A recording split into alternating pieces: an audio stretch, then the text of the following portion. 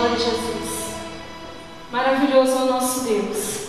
E nós vamos declarar: quão grande é o meu Deus, quão grande é o Deus que eu sirvo, quão grande é esse Deus que se entregou por nós, não é verdade? Quão grande é esse Deus que tem cuidado de nós. Não merecemos nada do Senhor, mas a tua misericórdia tem nos alcançado, a tua graça tem nos alcançado. Nós temos realmente que abrir a nossa boca e adorar esse Deus.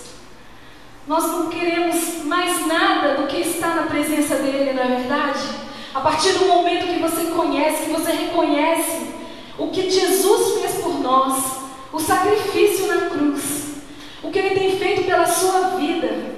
E quando a gente vê o mundo e fala, realmente, se com Deus está difícil, imagina sem Ele.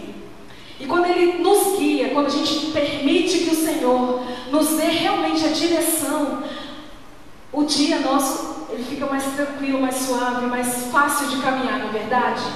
Nós vamos declarar nessa noite quão grande é o Deus que nós servimos. Por gerações Ele é, e Ele sempre será. Nada, não muda, o nosso Deus não muda. Amém? Como um grande coral nós vamos cantar nessa noite. Nós vamos ensaiar a nossa ida para o céu. Quando nós estivermos diante do trono de Deus, nós vamos cantar com toda a nossa força, com todo o nosso ser. Quão grande é o Senhor. Vamos como um grande coral cantar assim. Quão grande. Quão grande.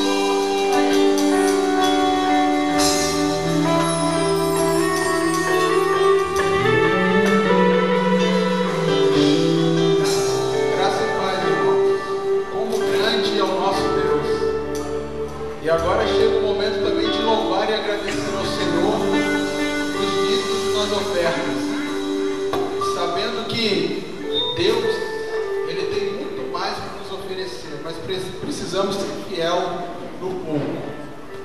Que o dízimo é uma primícia de Deus para a nossa vida. Nós, como pai de família, sabemos que Deus pode fazer muito mais quando colocamos isso como base, como ensinamos aos nossos filhos